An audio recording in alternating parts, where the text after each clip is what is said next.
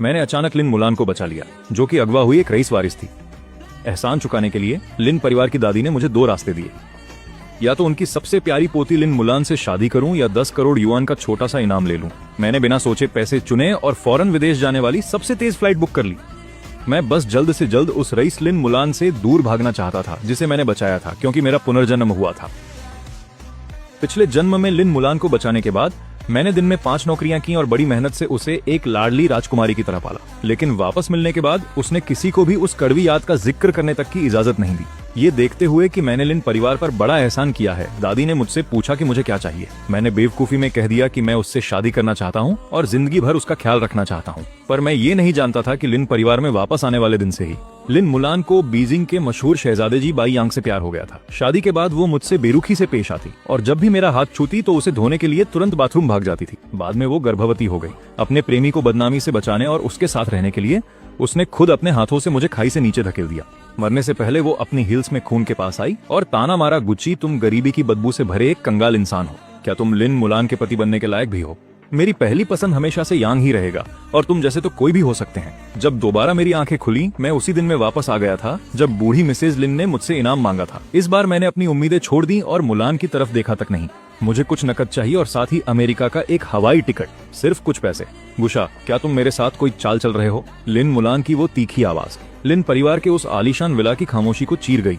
वो हाथ बांधकर उस कीमती चमड़े के सोफे पर बैठी थी। जिन आंखों में कभी मेरे लिए प्यार था, अब उनमें सिर्फ नफरत और हिकारत थी। उसे लौटे 3 दिन भी नहीं हुए थे और वो मामूली कपड़े जिन्हें मैंने अपनी बचत से खरीदा था अब चैनल के महंगे सूट में बदल चुके थे। उसके गले का वो चमकता हुआ हीरों का हार चीख चीख कर हमारी हैसियत के अंतर को बता रहा था। बूढ़ी मिसेज लिन मुख्य कुर्सी पर बैठी थी और उनके हाथों में चंदन की माला थी। उनकी तेज आंखें मुझे ऐसे देख रही थी जैसे किसी बेकार चीज की कीमत लगा रही हों।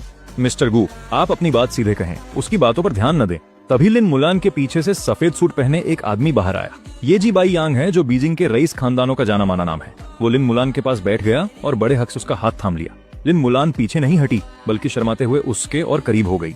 जी बाई यांग ने मेरी तरफ देखा और उसके होठों पर एक जहरीली मुस्कान आ गई। मिस्टर गू ने मुलान को बचाया है, तो जाहिर है कि वो इसके बदले में कुछ मुआवजा जरूर चाहेंगे। पर मैं ये जानना चाहता हूँ कि मिस्टर गू की भूख आखिर कितनी बड़ी है। उसने जानबूझकर भूख शब्द पर जोर दिया था। उसकी आंखों में मेरे लिए सिर्फ दिखावे का रहम और तिरस्कार था। मैंने शांति से उन तीनों को देखा। उस खाई से गिरने का खौफनाक दर्द और टूटकर बिखर जाने का एहसास आज भी मेरी रगों में जिंदा था। लिन मुलान के वो शब्द कि तुम जैसा गरीब मेरे पति बनने के काबिल कैसे हो सकता है, आज भी मेरे कानों में गूंज रहे थे। मैंने खुद को हकीकत में वापस खींचा। जी बाई यांग को नजरअंदाज करते हुए मैंने सीधे बूढ़ी मालकिन की तरफ देखा। मुझे 10 मिलियन चाहिए। मेरी आवाज एकदम सपाट थी, जैसे मैं आज के मौसम के बारे में बात कर रहा हूँ। पूरे कमरे में एक पल के लिए सन्नाटा छा गया। फिर लिन मुलान जोर से ठहाका मारकर हंसने लगी। 10 मिलियन? गुशा, क्या तुम पागल हो गए हो? तुम दिन में 4 नौकरियां करते हो, होटल में बर्तन धोते हो और मजदूरी करते हो। मर मर के काम करके भी तुम महीने का कितना कमा लेते हो, और अब तुम 10 मिलियन मांग रहे हो। क्या तुम्हें लगता है कि लिन परिवार का पैसा पेड़ों पर उगता है? उसकी आंखों की नफरत अब साफ झलक रही थी। मैं जानती थी तुमने मुझे किसी हमदर्दी की वजह से नहीं बचाया था। तुम एक नंबर के लालची इंसान हो। तुमने शरीफ बनने का नाटक किया, पर असल में तुम बस मोटी रकम ऐंठना चाहते थे, है ना? तभी जी बाई ने लिन को रोका। उसने मुलान की कलाई पकड़ी और उसे दिलासा देने लगा। मुलान, तुम नाराज मत हो। गुस्सा करके अपनी तबीयत खराब करना ठीक नहीं है। वो मेरी तरफ मुड़ा और माथे पर बल डालकर दुख जताने का नाटक करने लगा। मिस्टर गू, मुझे लगा था कि आप एक ईमानदार आदमी हैं, पर नहीं पता था कि आप इतने लालची निकलेंगे। 10 मिलियन लिन परिवार के लिए कोई बड़ी बात नहीं है, पर आप जैसे मामूली इंसान को अचानक इतना पैसा मिल जाए तो वो भटक सकता है। मेरी सलाह है कि आप जमीन पर रहें, एक आध लाख रुपए लें और जाकर अपना कोई छोटा सा काम शुरू करें। क्या वो बेहतर नहीं होगा? उसका हर शब्द ऐसा था जैसे वो मेरा भला चाहता हो, पर असल में वो मेरे लालच और मेरी औकात का मजाक उड़ा रहा था। जी बाई यांग का वो पाखंडी चेहरा देखकर मुझे लगा कि पिछले जन्म में मैं कितना बेवकूफ था जो ऐसे घटिया इंसान से हार गया। मैंने उसकी बातों को अनसुना कर दिया और सीधा बूढ़ी मालकिन की तरफ देखा। मिसेज लिन, क्या आपकी पोती की जान की कीमत 10 मिलियन भी नहीं है? बूढ़ी दादी के हाथ रुक गए और उनकी आंखों में एक सख्त चमक दिखाई दी। लिन परिवार इस शहर का सबसे प्रतिष्ठित और अमीर खानदान है। अगर बाहर ये बात फैली कि उनकी बेटी की जान बचाने वाले को सिर्फ 1 आध लाख देकर टाल दिया गया, तो हमारी क्या इज्जत रह जाएगी? ठीक है, 10 मिलियन मैं तुम्हें दूंगी। उनकी आवाज में एक भारीपन और हुक्म था जिसे कोई टाल नहीं सकता था। दादी, लिन मुलान घबरा गई और पैर पटकने लगी। आप इसकी इतनी बेतुकी मांग कैसे मान सकती हैं? इस जैसे कंगाल आदमी को क्या पता कि इतने पैसों का क्या करना है। दादी ने हाथ उठाकर मुलान को चुप करा दिया। वो मुझे घूरने लगी और उनका लहजा बर्फ जैसा ठंडा था। गुची, मैं तुम्हें 10 मिलियन दे सकती हूँ, पर ये पैसे लेने के बाद तुम्हें एक समझौते पर दस्तखत करने होंगे। आज के बाद तुम कभी किसी से ये जिक्र नहीं करोगे कि तुमने मुलान को बचाया था, और न ही तुम कभी दोबारा मुलान या लिन परिवार के सामने किसी भी बहाने से आओगे। क्या तुम ये कर सकते हो? मैंने बिना किसी हिचकिचाहट के सर हिला दिया। बिल्कुल, मैं तो आपसे भी ज्यादा यही चाहता हूँ कि इस जन्म में हमारा दोबारा सामना न हो। लिन मुलान सन्न रह गई। शायद उसे उम्मीद नहीं थी कि मैं इतनी आसानी से मान जाऊंगा। उसे लगा था कि मैं उसके पैरों में गिरकर गिड़गिड़ाऊंगा और बेशर्मों की तरह उसे चिपका रहूंगा। गुची, नाटक बंद करो। क्या तुम्हें लगता है कि पैसे लेकर तुम्हारी गंदी नाली जैसी नीच औकात की बदबू मिट जाएगी? मेरी नजरों में तुम हमेशा एक गिरे हुए गरीब ही रहोगे। तभी जी बाई यांग ने अपनी जीत की खुशी में बात काटी। मिस्टर गू, मुलान की बातें कड़वी जरूर हैं पर सच हैं। अपनी हैसियत से बाहर कदम मत बढ़ाओ।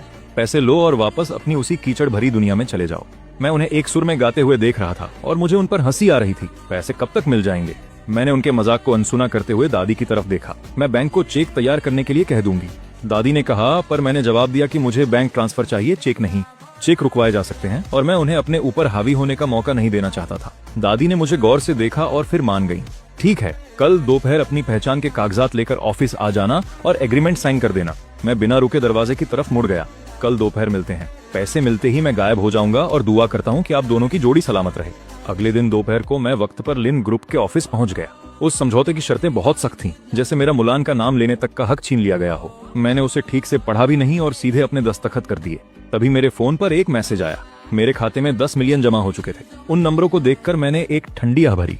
अब इस पल से मैं पूरी तरह आजाद था। मैं लिन ग्रुप की बिल्डिंग से बाहर आया और टैक्सी लेकर अपने उस छोटे से बेसमेंट वाले कमरे में लौट आया। इस जगह में मेरे पिछले जन्म की सारी मेहनत और सारा दर्द बसा था। कोने में रद्दी कागजों का एक ढेर लगा हुआ था। मैंने लिन मुआन के लिए न्यूट्रिशनल सप्लीमेंट्स खरीदने के लिए पैसे जमा किए थे। मेज पर रखा वो टूटा हुआ सस्ता कांच का गिलास एक फेरी वाले का तोहफा था, जब मैंने अपने पिता की इकलौती पुरानी घड़ी गिरवी रखकर उसे जुकाम की दवा के पैसे दिए थे। मेरी पिछली जिंदगी में जब लिन मुआन वापस अपने परिवार के पास गई थी, तब वो अपने साथ इस गिलास के अलावा और कुछ नहीं ले गई थी। उसने आंखों में आंसू भरकर कहा था कि ये हमारी साथ बिताई मुश्किलों की इकलौती निशानी है। लेकिन बाद में मुझे पता चला कि वो उस गिलास को सिर्फ इसलिए ले गई थी ताकि जी बाई यंग की हमदर्दी पाने के लिए उसे दिखा सके कि उसने समाज के निचले स्तर पर कितने जुल्म सहे हैं। आखिर में उस कप को जी बाई यंग ने मेरे सामने ही बड़ी बेपरवाही से चकनाचूर कर दिया था। मैंने उस गिलास को उठाया, कूड़ेदान के पास गया और उसे एक जोरदार आवाज के साथ छोड़ दिया।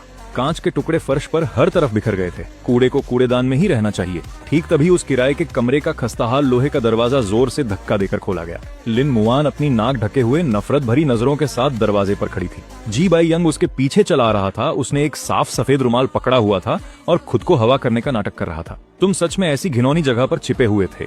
उबड़ खाबड़ सीमेंट के फर्श पर लिन मुआन की हाई हील्स की चुभने वाली आवाज गूंज रही थी। ये बदबू तो किसी गंदे नाले से भी ज्यादा घिनौनी है। जी बाई यंग ने हल्के से माथे पर बल डाला और उसका अंदाज घमंड से भरा हुआ था। वार्नर, मैंने तुमसे कहा था कि ऐसी जगह पर मत आया करो। इस माहौल में अगर तुम एक सेकंड भी और रुकी तो तुम्हें भयंकर इन्फेक्शन हो जाएगा। मैंने ऊपर देखे बिना ही अपने कुछ फटे पुराने कपड़ों को समेटना जारी रखा। मिस लिन, आप जैसी महान हस्ती का यहाँ आगमन कैसे हुआ? यहाँ किस लिए आई हैं आप? हमारा लेन देन तो कब का खत्म हो चुका है। लिन मुआन अंदर आई और उसकी नजरें उस छोटे से कमरे के चारों ओर घूमने लगी। जब उसने कूड़ेदान में कांच के टुकड़े देखे तो उसके चेहरे के हाव भाव एकदम बदल गए। गुची, तुमने वो कब तोड़ दिया? उसने कूड़ेदान की तरफ इशारा किया। उसकी आवाज काफी तीखी और कड़वी थी। मैंने अपने कपड़े अपने पुराने कैनवस बैग में ठूंस दिए और जिप बंद कर दी। ये बस एक टूटा हुआ कप है। ये बेकार में जगह घेर रहा था, इसलिए मैंने इसे फेंक दिया। तुम्हें पता ही क्या है? लिन मुआन ने बिना सोचे समझे पलटवार करना चाहा, लेकिन फिर अचानक रुक गई। उसने अपने पास खड़े जी बाई यंग की ओर देखा और अपनी बात वहीं दबा ली। वो जी बाई यंग के सामने अतीत से जुड़ा अपना कोई भी लगाव जाहिर नहीं कर सकती। जी बाई यंग ने लिन मुआन के बदलते भावों को गौर से भांप लिया था। वो आगे बढ़ा और अपने पैर से जमीन पर पड़े टूटे कांच को कुरेदने लगा। उसके होठों पर एक मजाकिया मुस्कान थी। मिस्टर गू वार्नर बहुत जज्बाती लड़की है। चाहे वो कूड़ा ही क्यों न हो, उसे उसमें भी कोई मतलब मिल ही जाता है। तुम उसे इतनी बेरहमी से कैसे तोड़ सकते हो? तुम वाकई बहुत बेमुरवत इंसान हो। उसने लंबी सांस ली, अपने बटुए से 100 येन का नोट निकाला और उसे किसी भिखारी को भीख देने की तरह मेरे पैरों के पास फेंक दिया। 100 येन में तुम इन सस्ते और घटिया खिलौनों की एक पूरी टोकरी खरीद सकते हो। इसे वार्नर की तरफ से मुआवजा समझकर रख लो। अपने चेहरे पर ये पत्थर जैसा भाव मत बनाओ। वो उड़ता हुआ नोट मेरे कैनवस बैग पर जा गिरा। मैंने अपना काम रोका, धीरे से सीधा खड़ा हुआ और जी बाई यंग की तरफ बर्फीली नजरों से देखा। यंग मास्टर जी, आपका पैसा बहुत गंदा है, मुझे इससे घिन आती है। जी बाई यंग का चेहरा तुरंत गुस्से से तमतमा उठा। गुची, अपनी किस्मत को हद से ज्यादा मत आजमाओ। तुम्हें क्या लगता है कि सिर्फ 10 मिलियन होने से तुम मेरी बराबरी कर सकते हो? मेरी नजरों में तुम अभी भी एक मामूली कीड़े हो जिसे सिर्फ अपनी पूंछ हिलाना आता है। लिन मुआन तुरंत जी बाई यंग के बचाव में खड़ी हो गई और मुझे घूरने लगी। गुची, तुम्हें आखिर हो क्या गया है? बाई यंग ने मेहरबानी करके तुम्हें पैसे दिए और तुम उसे ही बुरा भला कह रहे हो। अभी पैसे उठाओ और बाई यंग से माफी मांगो। उसका ये खुद को सही समझने वाला तरफदारी भरा बर्ताव बिल्कुल वैसा ही है जैसा मेरी पिछली जिंदगी में था। मैं तिरस्कार से मुस्कुराया, अपना पैर उठाया और सीधे उस 100 येन के नोट पर रखकर उसे जोर से कुचल दिया। माफी मांगू? क्या वो इसके लायक भी है? लिन मुआन, क्या तुम्हें वाकई लगता है कि पूरी दुनिया तुम्हारे चारों ओर घूमती है? मैं अंधा था इसलिए तुम्हारे नखरे उठाता था। अब मेरी नजरों में तुम्हारी कीमत इस कूड़ेदान में पड़े कांच के एक टुकड़े जितनी भी नहीं है। लिन मुआन की आंखें तुरंत फटी की फटी रह गईं। उसे अपनी कानों पर यकीन ही नहीं हो रहा था। वो ये बात हजम नहीं कर पा रही थी कि गुची, जो कभी उसकी हर बात मानता था, उसकी मुझसे इस लहजे में बात करने की हिम्मत कैसे हुई? तुम्हारी मुझसे इस तरह बात करने की हिम्मत कैसे हुई? वो गुस्से से कांप रही थी और उसने मुझे थप्पड़ मारने के लिए हाथ उठाया। मैंने उसकी कलाई इतनी जोर से पकड़ी कि वो दर्द से करा उठी। मिस लिन, अपना ये घमंडी चेहरा मेरे सामने से हटा लीजिए। मैंने झटके से उसका हाथ अपनी तरफ से हटा दिया। अपने इस पालतू कुत्ते को लो और मेरे घर से दफा हो जाओ, वरना मुझे पुलिस बुलाने और तुम पर जबरन घर में घुसने का इल्जाम लगाने में कोई परवाह नहीं होगी। ये देखकर जी बाई यंग तुरंत लिन मुआन को संभालने के लिए लपका और मुझे गुस्से से घूरते हुए बोला, गुची, तुम बस इंतजार करो। जिंगझो में अगर तुमने मुझ जी बाई यंग को नाराज किया है तो मेरे पास तुम्हें तड़पाने के 100 तरीके हैं। मैंने अपना कैनवस बैग उठाया और उसे अपने कंधे पर लटका कर बिना किसी डर के उसकी आंखों में देखा। मैं हमेशा तैयार हूँ, बस डर इस बात का है कि तुम में इतनी काबिलियत ही नहीं है। मैं उन दोनों को वहीं पीछे छोड़ते हुए उस किराए के कमरे से बाहर निकल गया। गुची, तुम इतने बदतमीज और निर्दयी कैसे हो गए? ये तो सरासर नाइंसाफी है। मेरे पीछे से लिन मुआन की झुंझलाई हुई आवाज आई, लेकिन मैंने पीछे मुड़कर देखा तक नहीं। किराए का कमरा छोड़ने के बाद मैं सीधे एयरपोर्ट के पास वाले एक साधारण होटल में चला गया। मेरी फ्लाइट आज से ठीक 6 दिन बाद की। मुझे बस कुछ दिन शांति से इंतजार करना था। हालांकि लिन परिवार का मुझे इतनी आसानी से जाने देने का कोई इरादा नहीं था। तीसरे दिन की शाम को मेरे दरवाजे पर एक जोरदार दस्तक हुई। काले सूट पहने 2 बॉडीगार्ड हाथ में एक सस्ता सूट लिए बाहर खड़े थे। मिस्टर गू, पुरानी मालकिन का हुक्म है कि आपको लिन परिवार के कार्यक्रम में शामिल होना ही होगा। आज रात परिवार की तरफ रखे गए शुक्रिया भोज में आपका आना जरूरी है। बॉडीगार्ड का लहजा बहुत सख्त था और उसमें बहस की कोई गुंजाइश नहीं थी। मैंने माथे पर बल डाला, समझौता साइन हो चुका है और मुझे पैसे भी मिल गए हैं। किसी शुक्रिया भोज में शामिल होने की मेरी कोई मजबूरी नहीं है। बॉडीगार्ड तिरस्कार से मुस्कुराया। मालकिन ने कहा है कि अगर आप नहीं गए तो उनके पास उस कंस्ट्रक्शन कंपनी को बर्बाद करने के बहुत से तरीके हैं जहां आप काम करते थे। मैंने सुना है कि वहां के लोग आपका बहुत ख्याल रखते थे। मेरी आंखें ठंडी पड़ गईं। मिसेज लिन अब मासूम लोगों के जरिए मुझे धमका रही हैं। मेरी पिछली जिंदगी में उस ठेकेदार ने मेरे सबसे मुश्किल वक्त में मुझे कुछ 100 येन उधार दिए थे। भले ही मैं पत्थर दिल हूँ, लेकिन मैं अपने मददगार को मुसीबत में नहीं डालूंगा। ठीक है, मैं चलूंगा। मैंने वो सूट लिया और उनके सामने ही उसे पहन लिया। वो सूट जाहिर तौर पर 2 साइज छोटा था। उसका कपड़ा खुरदरा था और मैं उसमें एक मजाकिया जोकर जैसा लग रहा था। लिन परिवार जानबूझकर मुझे उस दावत में शर्मिंदा करना चाहता है ताकि जी बाई यंग की महानता को उभारा जा सके। रात के ठीक 8 बजे मुझे बॉडीगार्ड्स की निगरानी में दावत में ले जाया गया। ये जिंगझो के सबसे आलीशान होटल का हॉल था। वो शानदार हॉल सजी धजी औरतों और चमकते रेशमी लिबासों से भरा हुआ था। अंदर कदम रखते ही सब मुझे अजीब नजरों से देखने लगे। ये कौन है? इतने घटिया कपड़ों में ये अंदर कैसे आ गया? सुना है इसी ने लिन परिवार की बड़ी बेटी की जान बचाई थी। ये तो वही बात हुई कि जैसे कोई मेढक हंस का मांस खाने का ख्वाब देख रहा हो। इसे तो अपनी औकात का अंदाजा तक नहीं है। बिल्कुल सही कहा आपने। जी शाओ के मुकाबले तो इसकी और उनकी दुनिया ही अलग है। ये कड़वे ताने बिना किसी रोक टोक के मेरे कानों में पड़ रहे थे। मैं बिना कोई प्रतिक्रिया दिए चुपचाप कोने में रखे सोफे की तरफ चल दिया। मैं वहां बैठ गया और मेज से पानी का एक गिलास उठा लिया। कुछ ही देर बाद भीड़ में एक जोरदार हलचल मच गई। लिन मुआन जी बाई यंग के हाथ में हाथ डाले किसी सितारे की तरह बाहर आई। लिन मुआन नीले रंग के गाउन में बेहद खूबसूरत लग रही थी और जी बाई यंग ने एक बेहतरीन टक्सीडो पहना था जिस पर कीमती ब्रोच लगा था। वे दोनों साथ खड़े होकर वाकई एक बेहतरीन जोड़ी लग रहे थे। स्टेज पर खड़ी होकर पुरानी मिसेज लिन ने मुस्कुराते हुए मेहमानों का स्वागत किया। अपनी व्यस्त दिनचर्या में से समय निकालकर यहाँ आने के लिए आप सभी का बहुत शुक्रिया। मेरी पोती वार्नर के इस शुक्रिया भोज में आप सभी का स्वागत है। वार्नर कई दिनों तक हम सबसे दूर रही थी। जी परिवार के छोटे वारिस जी बाई यंग की बड़ी मदद की बदौलत ही वो सुरक्षित वापस लौट पाई है। बाई यंग बहुत ही वफादार और नेक इंसान है। लिन परिवार उसका हमेशा तहे दिल से शुक्रगुजार रहेगा। मैं कोने में बैठा उस बूढ़ी औरत की झूठी बातें सुनता रहा। मिसेज लिन की उन बातों को सुनकर मुझे लगभग हंसी ही आ गई थी। वो मैं ही था जिसने लिन मुआन को बचाने के लिए अपनी जान जोखिम में डाली थी, लेकिन उस बूढ़ी औरत के मुंह से कुछ और ही निकल रहा था। सारा श्रेय जी बाई यांग ले गया, जबकि मैं असली रक्षक अपना नाम तक सुनने लायक नहीं समझा गया। तभी जी बाई यांग रेड वाइन के 2 गिलास लिए सीधे मेरी ओर चला आया। उसके चेहरे पर एक बनावटी मुस्कान थी। उसकी आवाज न ज्यादा तेज थी न ही धीमी, बस इतनी कि आसपास के लोग उसे सुन सकें। मिस्टर गू, यहाँ बिल्कुल अकेले बैठना कितना उबाऊ है। लीजिए, मैं आपके सम्मान में जाम पीना चाहता हूँ। उसने मेरी ओर रेड वाइन का गिलास बढ़ाया, लेकिन मैंने उसे नहीं लिया। मैं नहीं पीता। जी बाय यांग की आंखों में पल भर के लिए नफरत की चमक दिखाई दी, मगर फिर भी उसने मासूम होने का नाटक किया। मिस्टर गू, क्या आप मेरा अपमान कर रहे हैं या उस दिन कमरे में जो हुआ उसके लिए अब भी नाराज हैं? मैं जानता हूं कि वार्नर ने मुझे चुना इसलिए आप जल रहे हैं, पर भावनाओं के साथ जबरदस्ती नहीं की जा सकती। उसने जानबूझकर आवाज ऊंची की और आसपास के मेहमान बातें छोड़कर यहाँ देखने लगे। तुम खुद को समझते क्या हो? क्या तुम वाकई मेरी जलन के लायक भी हो? मैंने उसे ठंडी नजरों से देखा। जी बाय यांग अचानक एक कदम आगे बढ़ा और लड़खड़ा गया। उसके हाथ का रेड वाइन वाला गिलास सीधे उसके सीने पर जा गिरा। ओह! जी बाय यांग जोर से चिल्लाया और नाटक करते हुए पीछे की तरफ जमीन पर गिर गया। गहरी लाल वाइन ने उसकी महंगी सफेद शर्ट पर तुरंत दाग लगा दिया और पूरे कमरे में खलबली मच गई। लिन मावान भीड़ को चीरते हुए पागलों की तरह भागकर वहां पहुंची। बाय यांग, क्या तुम ठीक हो? उसने दुखी होकर जी बाय यांग को उठाया और जल्दी जल्दी टिश्यू से उसे पहुंचने लगी। जी बाय यांग की आंखें लाल थीं और आवाज कांप रही थी, मानो उसके साथ बहुत बड़ा अन्याय हुआ हो। वार्नर, मैं ठीक हूँ। मिस्टर गू का मूड शायद खराब था। उन्होंने मुझे जानबूझकर धक्का नहीं दिया होगा। उसकी चालाकी भरी बातों ने लिन मावान के गुस्से में आग में घी का काम किया। लिन मावान ने झटके से सिर घुमाया और गुस्से से भरी आंखों से मुझे घूरने लगी। वो दौड़कर मेरे पास आई और अपना हाथ मुझे थप्पड़ मारने के लिए उठाया। मैंने हल्का सा सिर झुकाया और बड़ी आसानी से उसका थप्पड़ बच गया। गूचे, तुम नीच और कंगाल इंसान। लिन मावान ने गुस्से में मेरी ओर उंगली उठाई। उसकी आवाज इतनी तीखी थी कि मेरे कान के पर्दे फाड़ सकती। बाय यांग ने तुम्हें प्यार से ड्रिंक दी और तुमने उसे धक्का देने की हिम्मत की। तुम अभी के अभी घुटने टेको और बाय यांग से माफी मांगो, वरना आज मैं तुम्हें यहाँ से जाने नहीं दूंगी। आसपास के मेहमान भी मेरी बुराई करने लगे। कितना बदतमीज और जाहिल है। लिन परिवार ने ऐसे घटिया इंसान को दावत में कैसे बुला लिया? जल्दी से घुटने टेक कर माफी मांगो। सबकी आंखों में मत चुभो। मैं वहीं खड़ा रहा, इन अमीर कहलाने वाले लोगों को ठंडी नजरों से देखते हुए। अगर मैं कहूँ कि मैं माफी नहीं मांगूंगा तो माफी नहीं मांगोगे? गूचे, क्या तुम भूल गए कि तुम्हारी औकात क्या है? लिन मावान की आंखों में मेरे लिए गहरी नफरत भरी थी, मानो वो किसी गंदी और घिनौनी चीज को देख रही हो। उसकी सांसें तेज चल रही थीं और मेरी तरफ इशारा करती उसकी उंगली कांप रही थी। तुम्हें लगता है कि तुम इस समाज में जो चाहो वो कर सकते हो, सिर्फ इसलिए कि तुमने वो 10 मिलियन लिए हैं?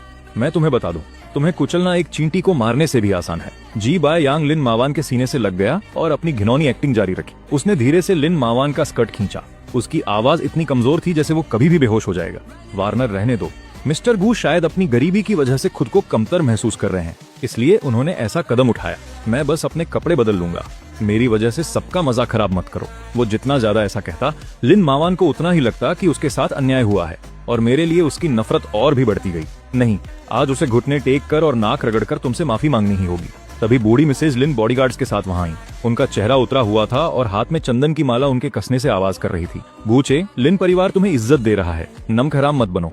बुढ़िया की आवाज तेज नहीं थी, लेकिन उसमें एक अटल दबाव था। अगर तुमने आज घुटने टेक कर इस मामले को खत्म नहीं किया तो मैं किसी भी वक्त बैंक से तुम्हारे 10 मिलियन फ्रीज करवा सकती हूँ। इतना ही नहीं, मैं ये तय करूंगी कि तुम जिंगझोउ क्या पूरे देश में कहीं भी रोटी न कमा सको। जैसे ही बुढ़िया ने बात खत्म की, काले कपड़ों में 1 दर्जन से ज्यादा बॉडीगार्ड्स ने मुझे घेर लिया और एक कोने में फंसा दिया। आसपास के मेहमान पीछे हट गए, लेकिन उनकी आंखों में एक अच्छा तमाशा देखने की उत्सुकता साफ झलक रही थी। इस वक्त दबाव अपने चरम पर पहुंच चुका था। सबको लगा कि मैं समाज के सबसे निचले तबके का एक गरीब इंसान लिन परिवार की ताकत के आगे घुटने टेक कर रहम की भीख मांगूंगा।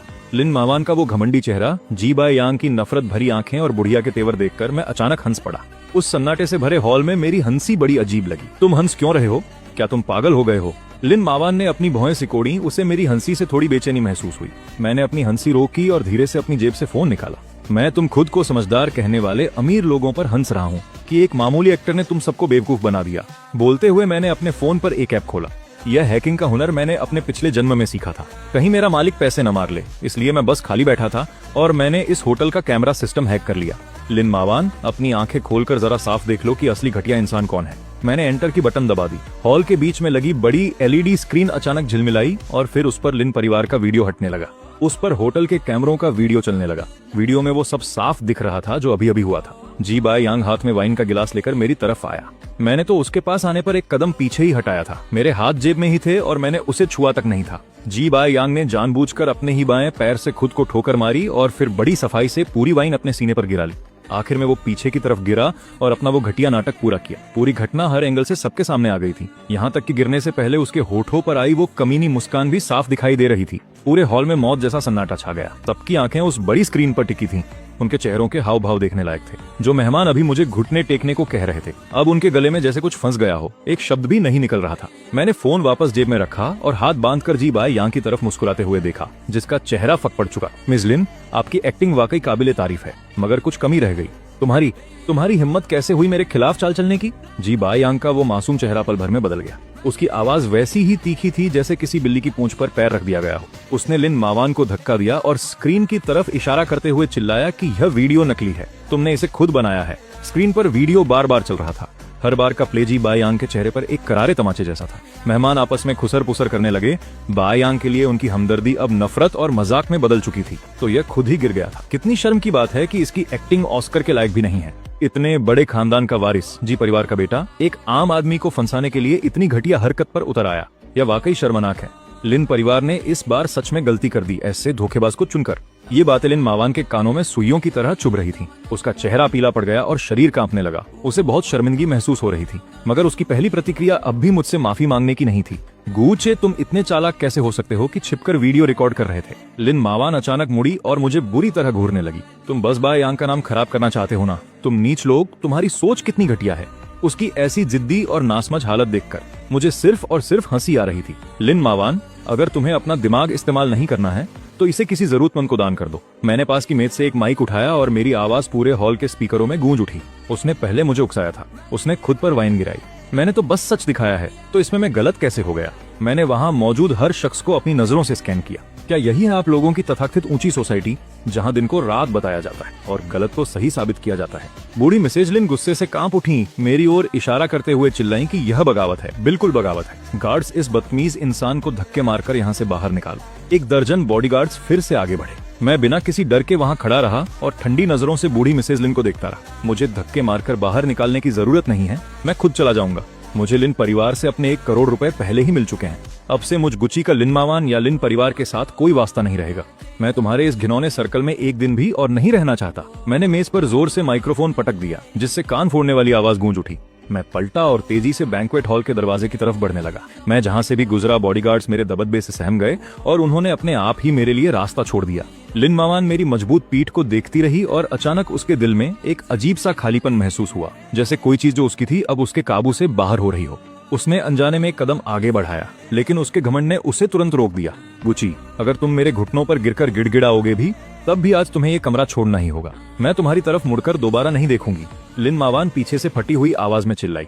मैं न तो पीछे मुड़ा और न ही मेरे कदम रुके। तुम्हारी मर्जी के मुताबिक मैंने हॉल का भारी दरवाजा खोला और उस घुटन भरी दुनिया को पीछे छोड़ दिया। रात की ठंडी हवा ने मुझे छुआ और मुझे पहले से कहीं ज्यादा आजाद महसूस होने लगा। जाओ और पता लगाओ कि वो कंगाल गुची कहाँ गया है। लिन मावान ने गुस्से में अपनी मेज पर रखे सारे कागजात जमीन पर फेंक दिए। उस अजीबोगरीब दावत को गुजरे अब 1 महीना बीत चुका था। इस 1 महीने में लिन मावान को महसूस हुआ कि उसकी जिंदगी पूरी तरह से बिखर चुकी है। हर सुबह जब वो उठती थी तो उसके बिस्तर के पास अब पेट को राहत देने वाला गर्मा गर्म दलिया लाने वाला कोई नहीं था।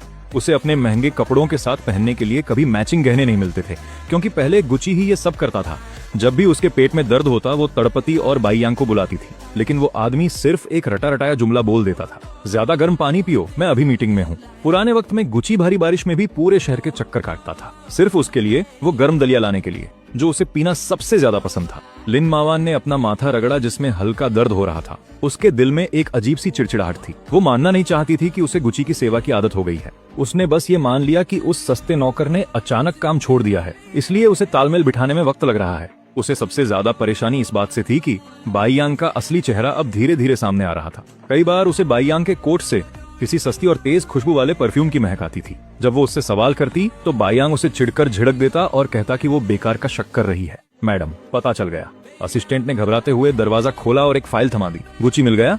वो हेइचेंग चला गया है और उसने उन्हें 1 करोड़ रुपयों से एक टेक्नोलॉजी कंपनी शुरू की है, जो अभी काफी अच्छी चल रही है। लिन मावान ने फाइल झपटी और गुची की फोटो को गौर से देखने लगी, जिसमें वो सूट पहने हुए बहुत ही शानदार और आत्मविश्वासी लग रहा था। फोटो में गुची की आंखें तेज थीं और उसका अंदाज बहुत ही शांत और गंभीर था। उसमें उसके पुराने दबे कुचले और लाचार गरीब रूप का कोई नामो निशान नहीं था। लिन मावान के दिल में अचानक हाथ से सब कुछ निकल जाने का एहसास और जलन भर गई। वो हमारे लिन परिवार के पैसों पर इतनी ऐश की जिंदगी कैसे जी सकता है? लिन मावान ने अपने दांत पीसते हुए कहा, मेरे लिए फौरन हेइचेंग की फ्लाइट टिकट बुक करो। मैं खुद जाकर अपनी आंखों से देखना चाहती हूँ कि आखिर वो कर क्या रहा है। अगली दोपहर लिन मावान 10 सेंटीमीटर ऊंची हील्स पहने हुए बेहद आक्रामक अंदाज में मेरी कंपनी की बिल्डिंग के नीचे पहुंच गई। वो अब भी किसी घमंडी शहजादी की तरह बर्ताव कर रही थी। उसने रिसेप्शनिस्ट की बात अनसुनी की और सीधे मेरे केबिन में घुस आई। मैं अपनी बड़ी सी मेज के पीछे बैठा हुआ हाथ में एक प्रोजेक्ट रिपोर्ट देख रहा था। शोर सुनकर मैंने पलके तक नहीं झपकाई। गुची, तुम्हारी इतनी हिम्मत कि तुम मेरी पीठ पीछे कंपनी खोल सको। लिन मावान मेज तक आई और उसने अपने दोनों हाथ जोर से मेज पर पटका। मैंने धीरे से रिपोर्ट बंद की, ऊपर देखा और ठंडी नजरों से उसे घूरने लगा। मिसेज लिन, किसी के दफ्तर में बिना इजाजत घुसना एक कानूनी अपराध है। गुची, क्या तुम्हारा नाटक खत्म हुआ? मेरे साथ वापस चलो और मैं तुम्हारी पिछली बदतमीजी को माफ कर दूंगी। मुझे माफ करोगी? लिन मावान, क्या तुम्हें समझने में कोई दिमागी परेशानी हो रही है? मैं कुर्सी पर पीछे की ओर झुका और उसे ऐसे देखने लगा जैसे किसी पागल को देख रहा हूँ। लिन मावान अवाक रह गई और उसका चेहरा लाल हो गया। वो मुझे गौर से देखती रही, जैसे मेरे चेहरे पर किसी बनावटीपन को ढूंढने की कोशिश कर रही हो, लेकिन उसे निराशा हाथ लगी। मेरी आंखों में सिर्फ नफरत भरा मजाक था, वो पुराना प्यार कहीं नहीं था। दिखावा बंद करो। लिन मावान अपनी घबराहट छिपाने के लिए ऊंची आवाज में चिल्लाई, तुम जानबूझकर यहाँ आए।